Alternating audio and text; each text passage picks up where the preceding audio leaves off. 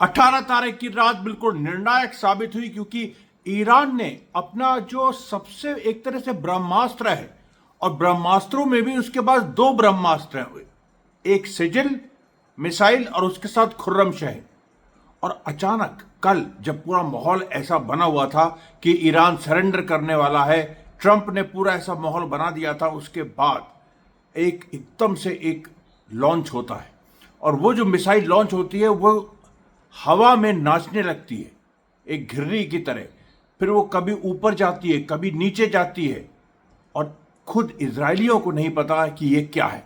और जैसे ही वो मिसाइल आगे बढ़ी, उसको इंटरसेप्ट कर लिया इजरायलियों ने, लेकिन पता चला बाद में कि ये तो केवल एक टेस्ट था, ये केवल एक टेस्ट था। और इसी तरीके से जो ईरान ने एक तरह से जो ये अभी ट्रू प्रॉमिस 3 है उसका 12वें फेज का इनॉग्रेशन कर दिया है। और इसमें उसने एक ऐसी मिसाइल दागी है एक टेस्ट के लिए, जिससे हिब्रू मीडिया कह रहा है कि उसको कोई आइडिया नहीं कि ये क्या है।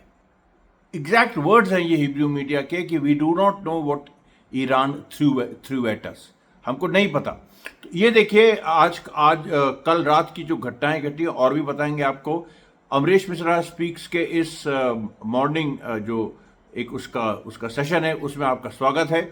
हम देखिए अभी जो पूरी जो जंग की स्थिति चल रही है, उसमें 3-4 बड़े महत्वपूर्ण डेवलपमेंट हुए। एक तो इजराइल ने कल ये कोशिश की थी कि इस्फहान में जो ईरान की न्यूक्लियर फैसिलिटीज हैं, न्यूक्लियर उसमें मटेरियल है, उसको वो स्ट्राइक करे, और उसको वहां तक पहुंच के वो स्ट्राइक नहीं कर पाया, पीछे हट गया।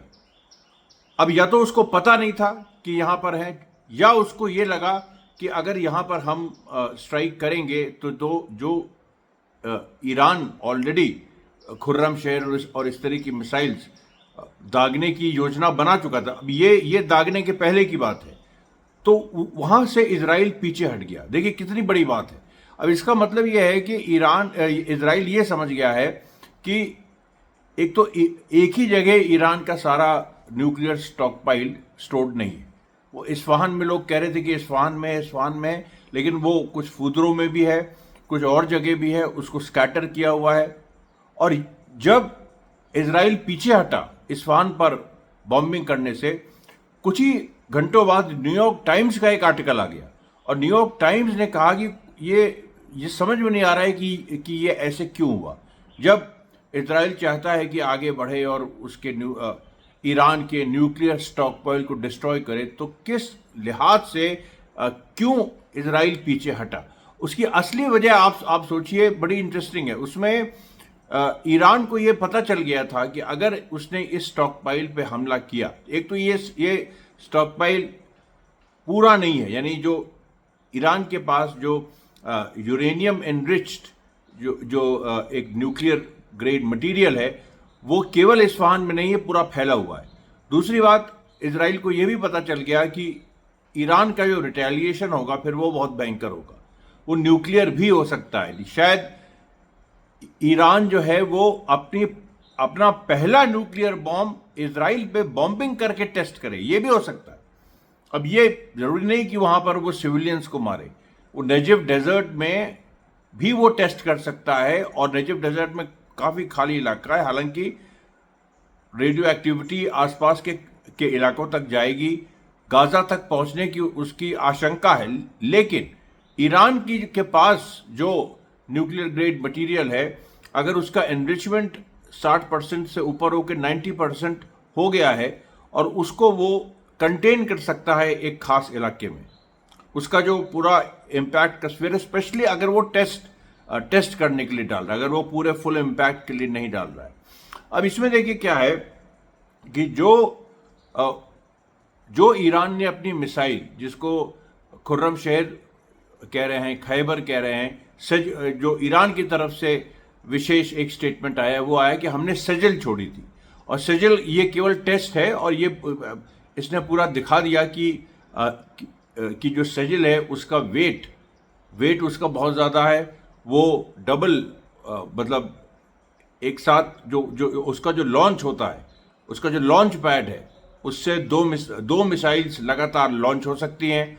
उसके साथ जो उसका पेलोड वो कैरी करता है, जो एक बहुत ही हैवी पेलोड है उसका, और वो न्यूक्लियर वेपन्स भी कैरी कर सकता है। ये देखिए एक टर्निंग पॉइंट था। इसके बाद क्या हुआ कि जो इंटरनेशनल एटॉमिक एजेंसी है उसका बयान आया और उसने कहा कि जो अभी ईरान के पास 409 किलोग्राम्स यूरेनियम इनरिच्ड है, इससे 10 न्यूक्लियर वेपन्स बन सकते हैं। अब आप बताओ, सीधे सीधे उन्होंने कह दिया कि 10 न्यूक्लियर वेपन्स बन सकते हैं।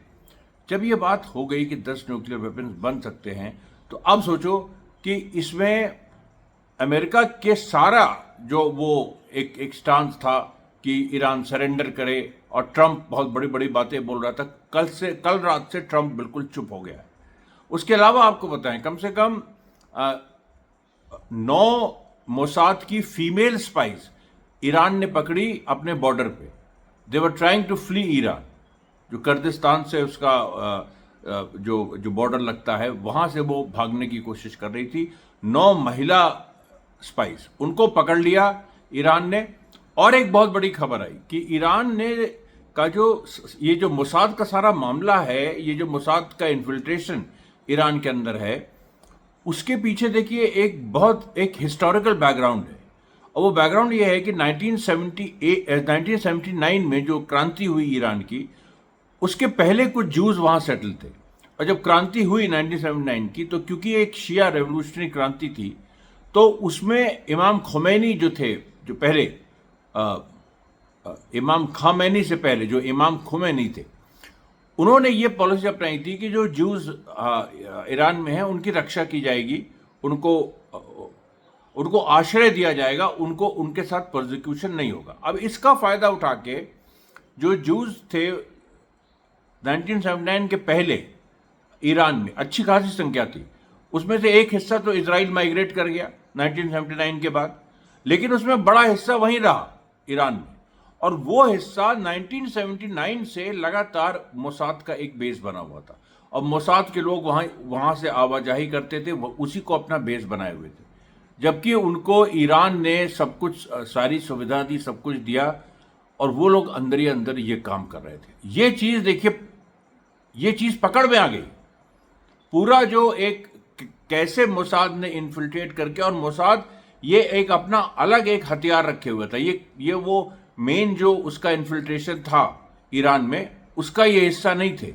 ये था कि इनको किसी खास समय एक्टिवेट किया जाएगा जब कोई बड़ा ऑपरेशन करना है। और वो बड़ा ऑपरेशन आप जानते हैं, मैंने कई बार कहा, कल भी कहा, वो यही था कि जो ईरान की जो न्यूक्लियर फैसिलिटीज़ हैं, या उनको डिस्ट्रॉय जब करने की बात आएगी, या ईरान के जो बड़े साइंटिस्ट हैं उनको मारने की बात आएगी, या इमाम खामैनी साहब को सीधे उनको अगर असैसिनेट करना है, तो इस ग्रुप का इस्तेमाल किया जाएगा। लेकिन वो ग्रुप बुरी तरह से बस्ट हुआ, उसके सारे जितने उसके सब फैले हुए थे उनको अरेस्ट किया गया है एक बड़ी संख्या में।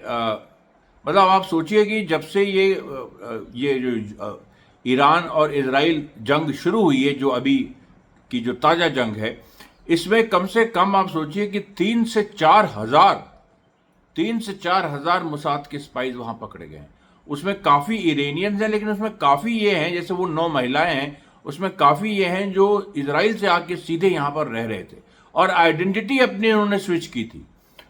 यानी जो इरानियन जूज हैं उनके नाम पे वो लोग रह रहे थे, और उनके नाम पे वो लेकिन थे मोसाद एजेंट्स, और जो ओरिजिनल थे उनको भेज दिया गया था इजराइल।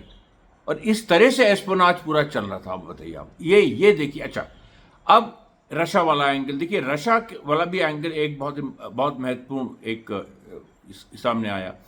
रशिया ने भी इस चीज़ को अपनी गलती मान ली है कि रशिया को सीरिया में अमेरिका ने कहीं धोखे में रखा, और उस धोखे की वजह से रशिया जो है वो आगे, मतलब इसमें सीरिया में उसको हाथ धोना पड़ा। असाद की रिजीम गिर गई। अगर ईरान की बात मानी होती रशिया ने, तो एक अलग स्थिति होती।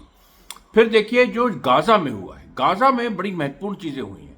गाजा में देखिए एक इजरायली सोल्जर को स्नाइप कर दिया, उसको इजरायली आर्मी को अनाउंस करना पड़ा, बाकायदा उसकी फोटोग्राफ निकाल के। और हमास ने एक इजरायली सोल्जर को स्नाइप किया। 3 D9 बुलडोजर्स वहाँ पर एक्सप्लोजिव से उड़ाए। उसके बाद जबलिया में एक कॉम्प्लेक्स ऑपरेशन किया, जिसमें वही हुआ कि आगे पीछे मतलब एक जो बिल्डिंग में फोर्टिफाइड इजरायली सोल्जर्स थे उन पे TPG शेल मारी। लेकिन इस बार जो जैसे पहले होता था कि एक TPG शेल मार के हमास पीछे हटता था, फिर रेस्क्यू फोर्स का वो वेट करता था, लेकिन इस बार TPG शेल मारी और फिर यासीन 105 भी मारा और वहां लेकिन पहुंच गए ये लोग जहां पर घटनास्थल पे पहुंच गए। और रेस्क्यू टीम जब आ रही थी तो उसको सामने से मारा, बिल्कुल सामने से, पॉइंट ब्लैंक रेंज पे मारा, ताकि ये बार बार ये होता था कि जो रेस्क्यू टीम आती थी वो या तो कुछ लोगों को ले जाती थी, क्योंकि उसके साथ हेलीकॉप्टर्स भी आते थे। तो जब रेस्क्यू टीम को सामने से मारा तो उसका एक पूरा जो मोमेंटम था रेस्क्यू टीम का वो हॉल्ट हो गया। जब मोमेंटम हॉल्ट हो गया तो जो हेलीकॉप्टर्स आ रहे थे वो भी एक तरह से पीछे उनको होना पड़ा। और हमास ने इसी तरीके से कम 7 इजरायली सोल्जर्स इसमें इफेक्टेड हैं। अब वो मारे गए हैं, घायल हुए हैं, क्या उसकी पूरी स्थिति है ये एक अलग सवाल है। लेकिन जो ईरान और इजराइल में युद्ध चल रहा है उसके पैरेलल जो गाजा और वेस्ट बैंक में जो हमास की एक्टिविटीज हैं वो इतना क्यों बढ़ गई हैं, कैसे बढ़ गई? और वो इसीलिए क्योंकि IDF जो है वो पूरी तरह से कोलैप्स कर रहा है, गाजा में कोलैप्स कर रहा है, वेस्ट बैंक में कोलैप्स कर रहा है। उसकी कोई स्थिति अब उस तरह की नहीं रहेगी। वेस्ट बैंक की आपको घटना बताएं, जेनिन में जो सिरात अल हरितिया जो एरिया है जहां पर लगातार हमास IDF को रोके हुए, जहां पे उसके अलावा जबाद में और कुछ ऐसे ही 2-3 और जगह हैं जहां पर कल बड़े बड़े एक्सप्लोजिव्स हमास ने छोड़े IDF पे। IDF को ये समझ में नहीं आया कि ये हम रिएक्ट कैसे करें, क्योंकि IDF के पास पर्याप्त फोर्स नहीं थी।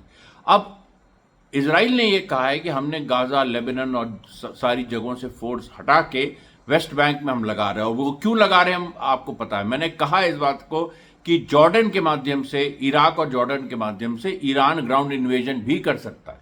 अभी तो ईरान ने अपना सबसे जो बड़ा जो ब्रह्मास्त्र है वो तो अभी उसने टेस्ट के लिए केवल एक छोड़ा, जो इंटरसेप्ट हो गया। उसको इंटरसेप्ट होना ही था, उसको टेस्ट के लिए छोड़ा गया था, दिखाने के लिए भी छोड़ा गया था। और एक बात आपको और बता दें, ईरान में जो रेवोल्यूशनरी गार्ड्स हैं उन्होंने बड़ा चिलिंग मैसेज भेजा। उन्होंने ये कहा है कि सेटलर्स को, जो इजरायली सेटलर्स हैं, उन्होंने कहा कि तुम्हारे पास 2 ऑप्शन है, इधर you die a slow death और you escape with your dignity intact. यानी या तो हम तुम्हें मारेंगे बहुत ही दर्दनाक मौत, धीरे धीरे जो मौत होगी, तुम सोचते रहोगे कि कौन सा अस्त्र ईरान इस्तेमाल करने जा रहा है, कहां से मारेगा, और हम उसको अपने हिसाब से तुम्हें टॉर्चर कर करके हम मारेंगे।